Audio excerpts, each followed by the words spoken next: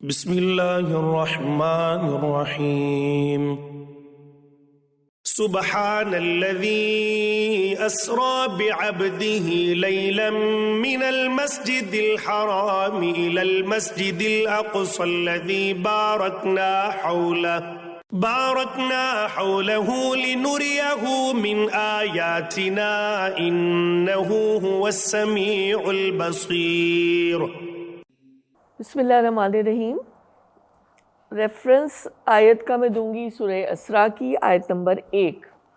اس میں اللہ تعالیٰ فرماتے ہیں کہ پاک ہے وہ جو لے گیا ایک رات اپنے بندے کو مسجد حرام سے دور کی اس مسجد تک جس کے ماحول کو اس نے برکت دی تاکہ اسے اپنی کچھ نشانیوں کا مشاہدہ کرائے۔ حقیقت میں وہی سب کچھ سننے اور دیکھنے والا ہے۔ یہ وہی واقعہ ہے جو اصطلاحاً معراج یا اسراء کے نام سے مشہور ہے۔ اب سوال یہ پیدا ہوتا ہے کہ اس واقعے کا نزول کب ہوا؟ اکثر اور معتبر روایات کی روح سے یہ واقعہ ہجرت سے 1 سال پہلے رونما ہوا۔ قرآن مجید میں یہاں یعنی صرف مسجد حرام یعنی بیت اللہ شریف سے مسجد اقصیٰ یعنی بیت المقدس تک حضور کے جانے کی تصریح کرتا ہے۔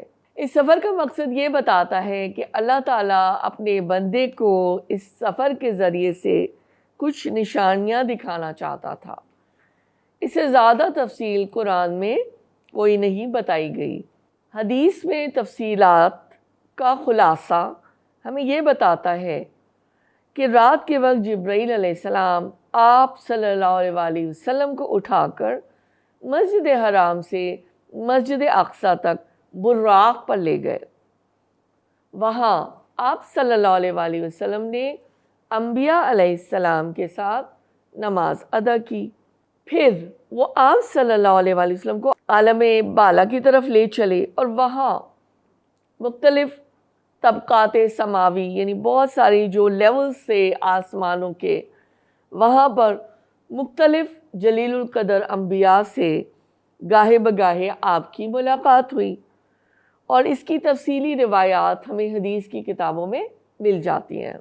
آخر کار جب آپ صلی اللہ علیہ وسلم انتہائی بلندیوں پر پہنچ گئے اور اپنے رب کے حضور حاضر ہوئے، اس حضوری کے موقع پر آپ صلی اللہ علیہ وسلم کو 5 وقتہ نماز کی فرضیت کا حکم ہوا۔ اب ظاہر ہے یہ بات میرے خیال واضح ہوگی کہ میں یہ آپ کو، جیسے میں نے ابتدا میں کہا کہ یہ میں حدیث کی روایات کے لحاظ سے خلاصہ آپ کے سامنے رکھ رہی ہوں۔ بنیادی طور پر پہلے مرحلے پر اللہ تعالیٰ نے 50 نمازوں کی فرضیت کا حکم فرمایا تھا۔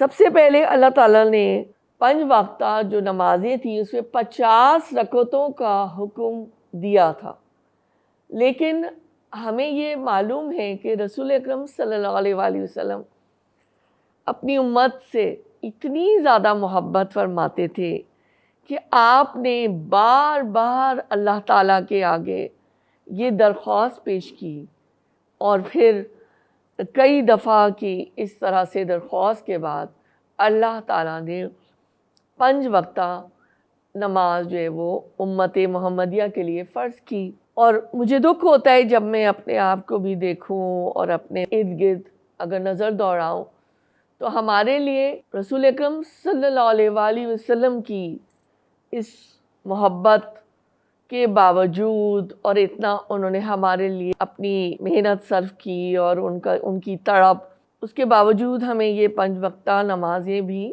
بھاری نظر آتی ہیں۔ اللہ تعالیٰ ہمارے لیے آسانیاں فرمائیں۔ اس کے بعد آپ صلی اللہ علیہ وسلم بیت المقدس کی طرف پلٹے اور وہاں سے مسجد حرام میں واپس تشریف لے آئے۔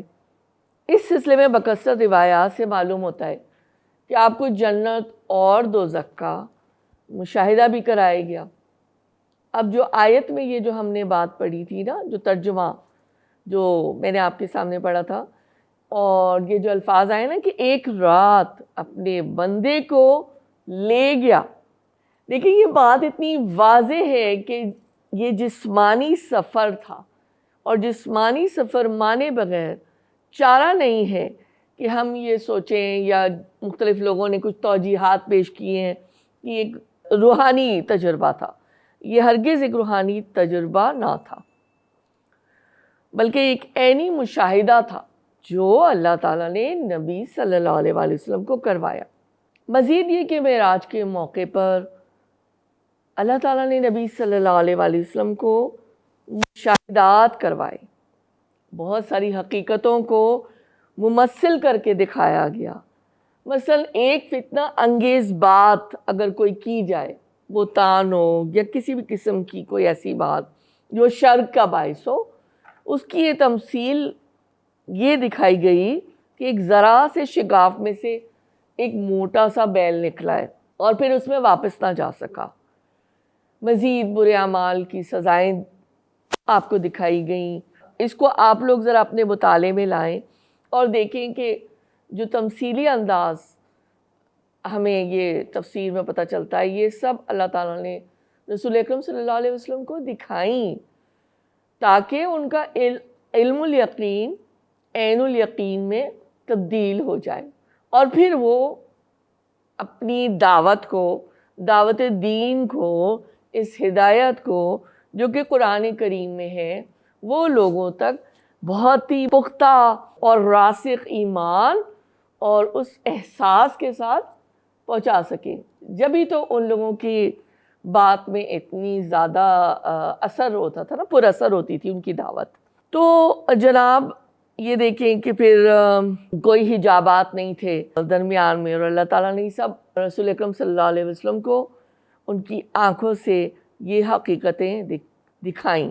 جیسے کہ ہم نے بھی بات کی نا کہ ایمان انبیاء کا اس لیے زیادہ اور زیادہ راسخ ہوتا ہے کہ وہ جو ایمان بالغیب کی ہم باتیں کرتے ہیں اور ہم پڑھتے ہیں اور سمجھتے ہیں، اور جیسے ہی سورہ بقرہ شروع ہوتی ہے تمام وہ فیکٹرز آ جاتے ہیں کہ ان چیزوں پر الف لام میم کے ساتھ ہی ہم نے ایمان لانا ہے.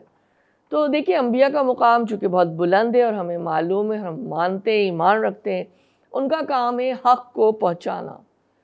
حق الیقین جب پہنچ جاتا ہے، جو کہ پہلا مرحلہ ہے، تو دوسرا سٹیج اس کا علم الیقین، جیسے میں نے ابھی ذکر بھی کیا.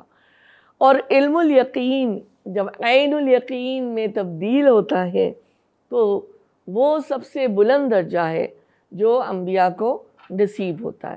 جتنے واقعات قرآن میں آتے ہیں وہ محض تفریح تباہ کا سامان نہیں ہوتے، وہ دراصل اللہ تعالیٰ ہمیں ان واقعات سے، ان تمثیلوں سے، انبیاء کے قصوں سے بہت کچھ سکھانا چاہتے ہیں. اب احسن البیان میں دیکھ لیتے ہیں ہم کہ کیا کہا گیا کہ سبحان کا مطلب کسی عام طور پہ نا، جیسے ہم سبحان اللہ بھی کہہ دیتے ہیں، تو کسی عظیم الشان واقعے کے لیے آتا ہے، یا ویسے بھی کوئی بات بہت ہی یعنی طبیعت کو اچھی لگے، تو اس حوالے سے ہم اس کو کہتے ہیں. اللہ پاک فرماتے ہیں پاک ہے وہ ذات، یعنی اللہ کی وہ ذات جو کہ لے گیا اپنے بندے کو، یعنی ایک رات اپنے بندے کو لے گیا اور پھر جیسے ہم نے ابھی پڑھا نا اس کو سمجھا. یہ جو بات ہوتی ہے اس کے اندر لوگوں کے نزدیک ہماری چھوٹے سے ذہن اور ہماری لیمیٹیشنز کہ ہماری عقل میں، ہمارے ذہن میں ظاہری اسباب کے علاوہ کوئی بات سمجھ نہیں آتی، آسان نہیں لگتی، ہمیں مشکل لگتا ہے نا اگر ظاہری اسباب نہ ہو. لاجسٹکس کے اوپر ہم سوچتے ہیں. ظاہر ہے کہ ایک قدرتی ضرورت ہوتی ہے کسی بھی کام یا کسی بھی پروجیکٹ کے لیے، اس کے بغیر تو کوئی نتیجہ نہیں نکلتا یا کامیابی. اللہ تعالیٰ کا معاملہ تو بہت ہی بلند ہے نا، سب سے زیادہ بلند ہے. اللہ کی ذات اتنی بلند ہے، اللہ کہتے ہیں کن اور پلک جھپکنے میں فیکون ہو جاتا ہے.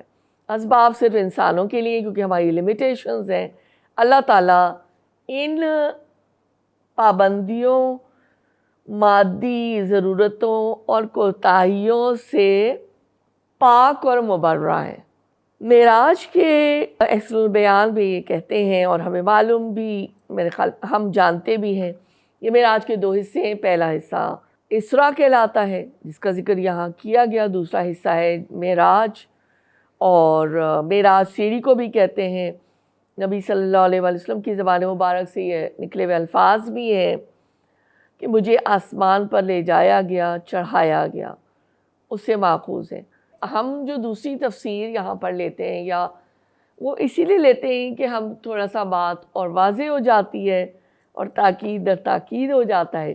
بات تو میرے خیال ہے ہمیں سمجھ آ گئی ہے، بہت واضح ہے کہ اس کے سفر کے 2 حصے تھے۔ تو اس سفر کا دوسرا حصہ بھی بہت زیادہ اہم اور عظیم الشان، اسی لیے واقعہ معراج بہت زیادہ مشہور ہو گیا۔ سیدنا مالک بن صعصع رضی اللہ عنہ نے بیان کیا کہ نبی اکرم صلی اللہ علیہ وسلم نے فرمایا، میں ایک دفعہ بیت اللہ کے قریب نیند اور بیداری کی درمیانی حالت میں تھا۔